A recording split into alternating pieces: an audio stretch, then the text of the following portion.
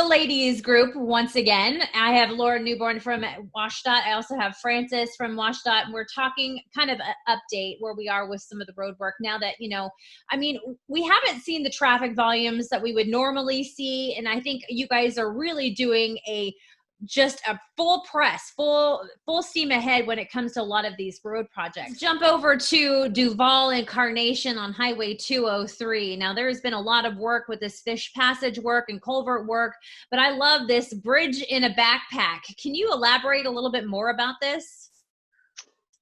It's a carbon fiber technology that we're trying for the first time. You basically pump the concrete into the sleeves, and this is a way that we were able to reduce the amount of the closure originally needed to just about 1 month. And it looks like we'll be wrapping up that full closure on 203. We're scheduled for the end of August. So we thank everyone again in that area with their patience with the work happening on 203. But these fish passage projects are really important. The more connected our rivers and streams are, the better it is for everyone and our environment and the fish that we rely on, those keystone species that we love so much. So do you think you're going to make it all the way out to the end of August, or do you think that project will get wrapped a little early? I haven't been able to get an update, but I'm expecting one at the end of the week, and I can let you know what I find out. Fantastic. Okay. And then let's touch briefly on Highway 2.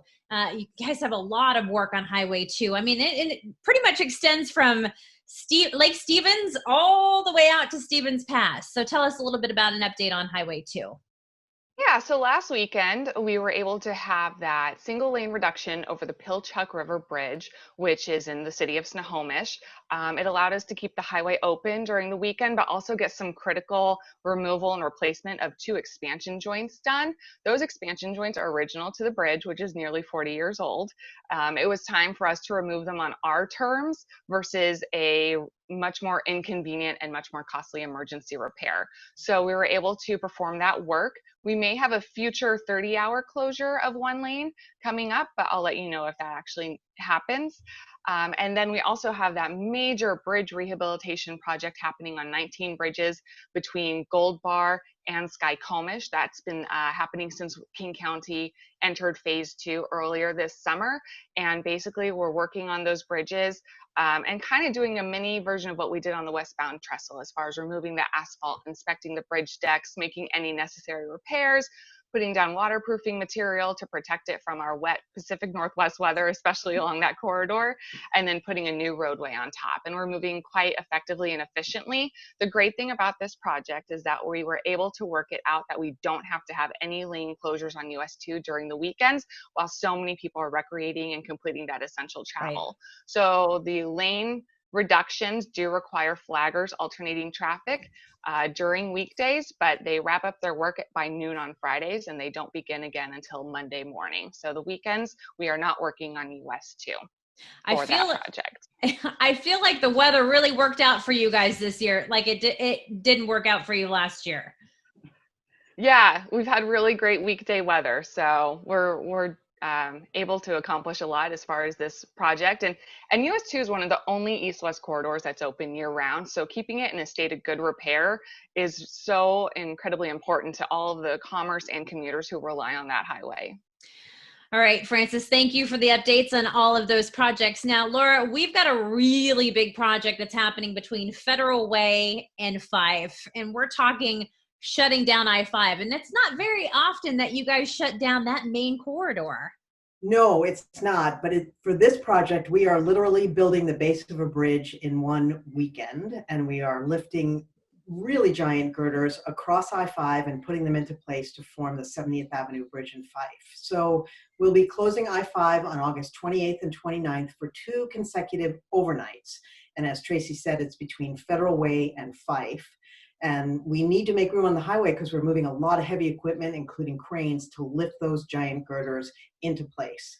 Closure times are 11 p.m. to 8 a.m. Friday and 11 p.m. to 8 a.m.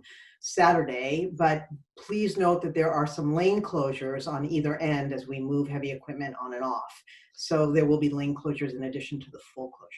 I want you to show everybody the pictures that we were just looking at, Laura. Show us pretty much where this project is and what essentially crews are going to be doing. I am happy to do that. So what you are looking at right here are the supports for the bridge, the foundations, and the girders will be moved into place right here from this point to this point. And that is 220 feet wide. And these girders are among the longest precast concrete girders ever made in the world. I've double checked that. So they're really, really big. They each weigh 230,000 pounds a piece. It's a very big job. So we're moving 5 girders one night and 5 girders the next. This bridge, this is the new 17th Avenue East Bridge in Fife. It's replacing this much, much smaller bridge a little bit north. And the reason is we need to make room for 167, the extension of 167, which this bridge is in the way for. So this current bridge is 2 lanes. This bridge will be 4 lanes, and we'll have a 12-foot wide pedestrian and bike lane as well. So it's a pretty cool thing.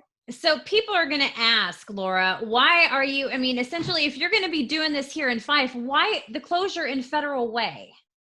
Well, it's kind of the way the highway is built. That's the next exit up, is Federal Way.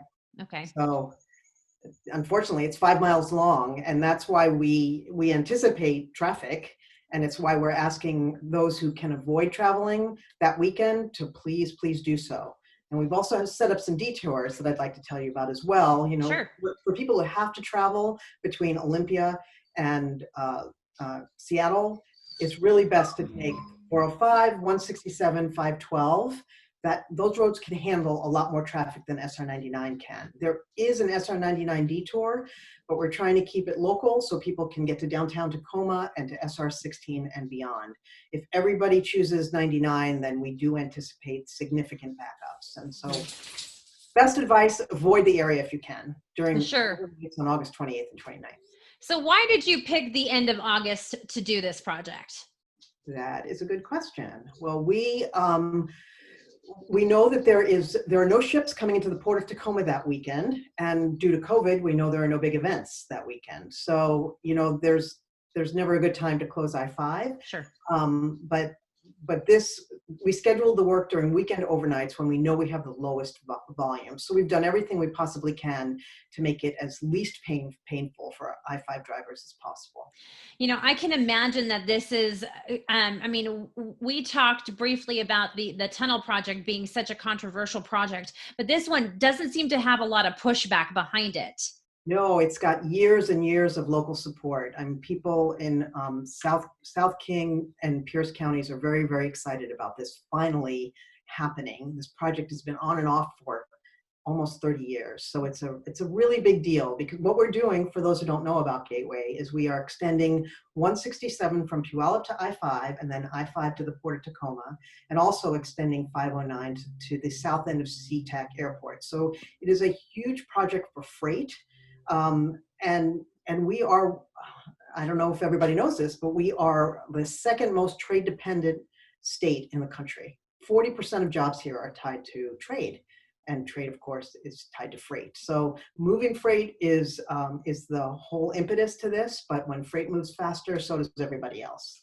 I think the frustration lies with those trucks too in Fife. You know, I mean, it really does kind of clog things up. And when you don't have mobility in that area, you run into big traffic problems. And essentially, guys, this is going to make life a little bit easier, not only for the truck drivers in the port, but for you as a traveler as well. Absolutely. Absolutely. Fantastic. Laura, I appreciate your time today on this Gateway project. And of course, guys, we're going to be following this closure until it happens up to the 28th. Francis, Great. Thank you again for the time. First Avenue South Bridge is like my way into work every day, but I don't mind taking I-5 every once in a while too. So I can't wait to get that bridge back and repaired, for that matter. Thanks for having me. It was great talking to you.